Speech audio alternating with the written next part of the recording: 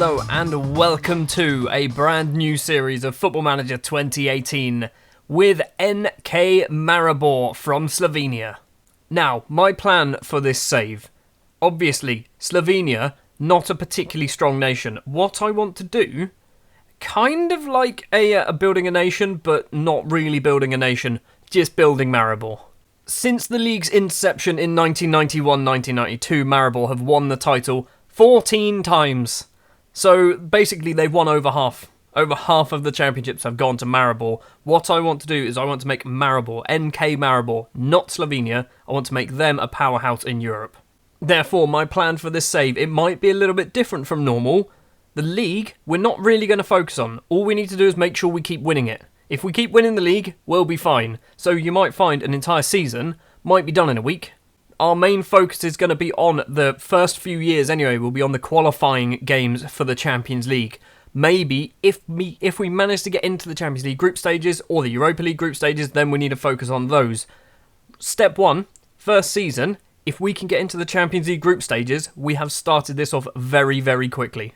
Now, I've not really had a look at the team. I know of a couple of players. There's one player from my Groningen save who is still here, Dino Hotic, which is very, very useful. I have downloaded the data update from Sort It Out SI. It's actually came out on the 25th of August, dated the video, sorry, but it's come out on this day. So, anything that happened after the 25th of August, I'm not going to have. I can't imagine too many things are going to happen in the Slovenian league that are going to make much of a difference to me. Squad-wise, we are actually quite strong, as you'd kind of expect for the league. We are previous champions last season, so our team is actually very good. I don't think there's too much need to invest, although, depending on the formation that I'm going to play, I'm split somewhere between playing the same formation that I played at Blackburn and the same formation that I played at Groningen, the 4-2-2-2 formation. So I might need to possibly buy some wing-backs. Central midfield, I've got a lot of defensive midfielders, not so many central midfielders. Also, we've got quite a decent youth team as well. I'm going to go forward a few days until we're off of holiday. Hopefully, we will get our Champions League knockout or qualifying round draw take place as well, so we know who we're going to be playing in the first proper episode. I believe the Champions League draw is made on the 15th of June, so we've got a few days to wait. One thing I want to draw your attention to, if we go to finances, I do have some budget to spend. However, we are also basically on our limit of our transfer budget, so I'm not actually planning on buying anyone in the first window unless someone really jumps out at me, that a player that I think, actually, you know what, he'll be really useful for me. Right, we're on the 16th now. The Champions League draw has not taken place because that is the first round. We go in at the second round, so soon we will find out who we will play. 26 days' time will be our opening match of the Champions League, and that is going to be the first match that you actually see. Like I said earlier, this will be mainly focused on the European competition. In the league, we just need to keep winning it. That's all we need to do. Speaking of the league, one of the things that has drawn me to be Maribor, and in Slovenia in particular, is because of the rules that they have regarding foreign players. If we look there at the match rules, it says that there must be no more than 3 non-EU players.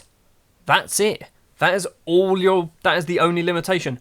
I can sign 400 17-year-old Ivorian central defenders, and it's not going to be a problem. I can only play 3 of them at once. So, my plan, I believe it takes 5 years to become Slovenian.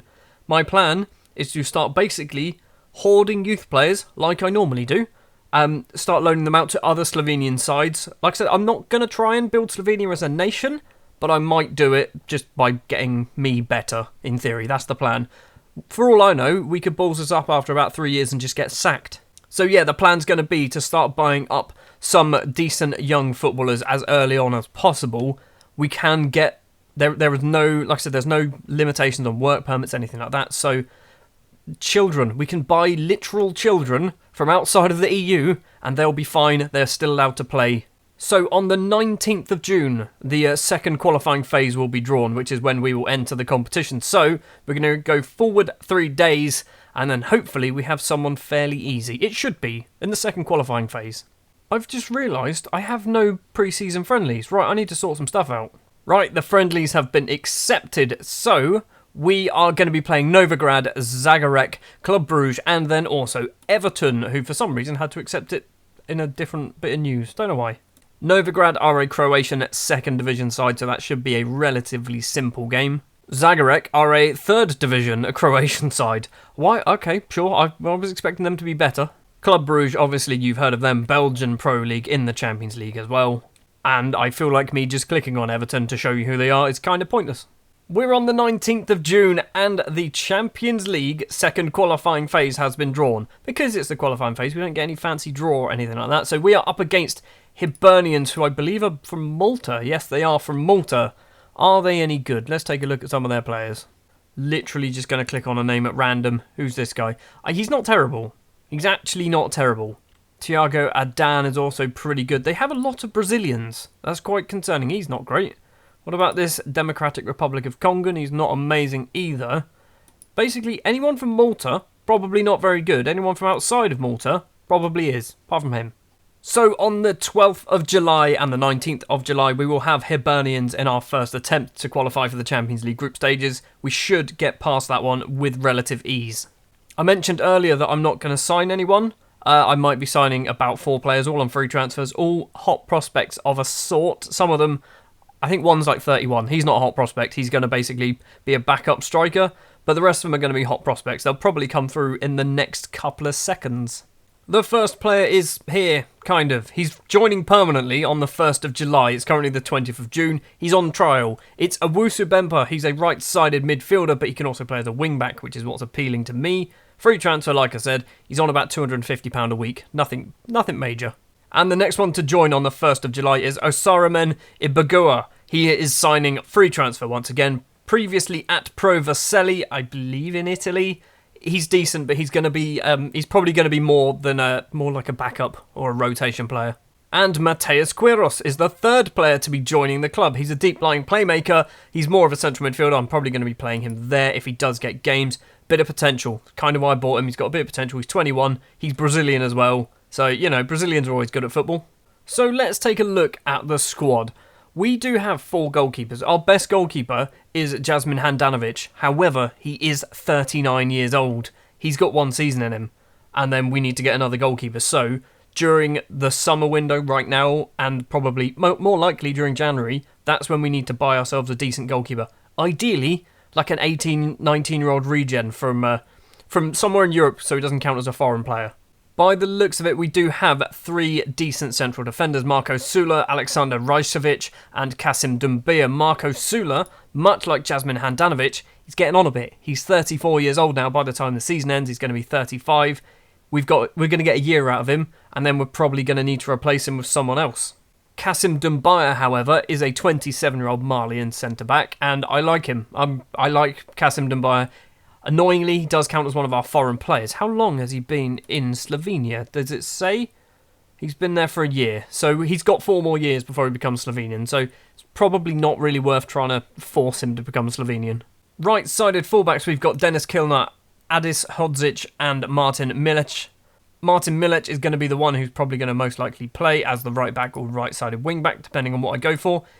He looks decent. He doesn't look amazing, but then again, most of our players won't look amazing.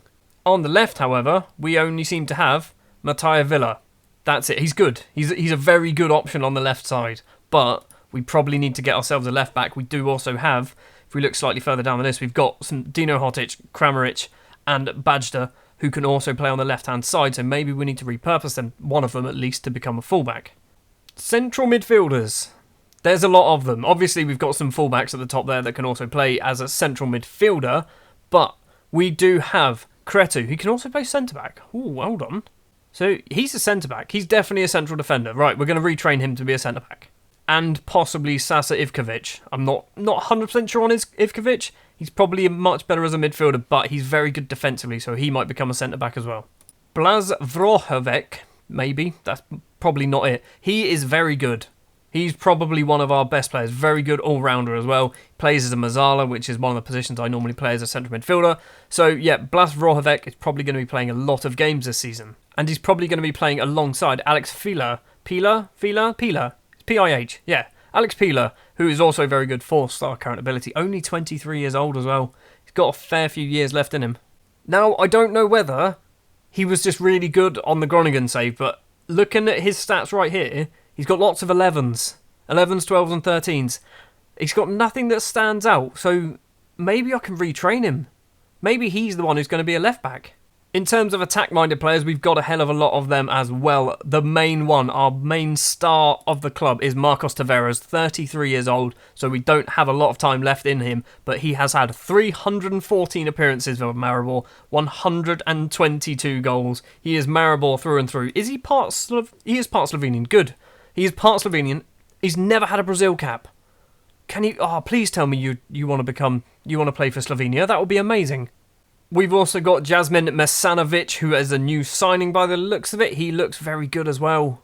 Martin Kramaric is another player. He's a left-sided player. Maybe he might become a central midfielder, possibly even playing that shadow striker role if we need him to do it. He might be the ideal one, and he's only 19 years old. So I think what we probably need to do is we need to be on the lookout for a goalkeeper and possibly a new central defender, maybe a striker, but I think the striker one can wait for possibly the summer next year. First pre-season match is out of the way against Novigrad. It was a 3-2 victory, so fairly simple. It's the first game of pre-season, it's mainly about getting match fitness. And the second pre-season friendly is also out of the way, a 3-1 victory this time against Zagreb. Bit of bad news though, Jasmin Mesanovic has picked up an ankle injury, so he's out for 3 to 5 weeks, which means he's probably going to be missing the Hibernians game. Just before the transfer window opens, this piece of news pops up. Players with 1 year left on their contract, and it's, yes, pretty much everyone. Everyone of any good is their contract's expiring. So I've basically just gone, hey, Director of Football, just offer some contracts. There's a couple of big names there that aren't being offered contracts. Marcos Tavares is one, the striker, who's obviously been here forever. 33 years old now. He's going to be 34 by the time the season ends. I don't think we need him. I think we can probably move him on. And also Marco Sula, the central defender, 34 years old, will be 35 at the end of the season. As I said earlier, he's not going to get offered a new contract either. Odds for winning the league, we are favourites. Olimpia, Domzale and Gorička down in 4th place, but Gorička way off the pace. So it's between Maribor and Olimpia for the title by the looks of it. The 1st of July is here, it is midday, and we've got our 4 new signings in. Owusu Bempa, the right-sided midfielder. He's wanted by someone already. Who wants him? Lokomotiva. Who are they? Why do you want my players? You're from Croatia and you want him on loan. Why? We've just signed him. Osaramen Ibagua has also joined. He's worth £150,000. He's not bad. He might actually get a lot more games now, looking at his stats, thinking about it, because if Tavares is 33, maybe I need to play someone slightly younger. Not massively younger, just slightly younger. Mateus Quiros, the Brazilian, has also joined permanently now. And a player that I haven't mentioned is Strahinja Karasic. Strahinja Karasic, yes, there you go. Serbian attacking midfielder. He needs a tutor to get his determination up. I think Marcos Tavares is the one for it. So that's our new signings. Do we send them? Why not? Just send everyone on language courses. Just learn Slovenian. And let's just do this very quickly. I don't know whether I should. I never bother picking squad numbers. You've got number 69. That's not actually your preferred squad number, is it? Looking at it, right, if I sort by numbers, we've got kind of normal numbers all the way up to a certain level. And then 69 and 97. But they're not the preferred numbers, just 69 and 90. No, have normal numbers, people. Right, squad numbers are sorted, and Tavares is injured for 2 to 3 weeks. What is going on? We're dropping like flies. That is going to do it for the first episode of this Maribor save. Next episode will be the 2 Hibernians game. We'll have a little bit of a highlights package or something about the Domzale game in the middle, but the Champions League is where it's at the moment. Once we get knocked out, you might find that the season disappears very quickly because, let's be honest, we should be winning the Slovenian League very easily. Thank you very much for watching this episode of Football Manager 2018 with NK Maribor in Slovenia. If you did enjoy, if you wouldn't mind leaving a like. If you want to see more of this save, click that subscribe button, and I will see you next time.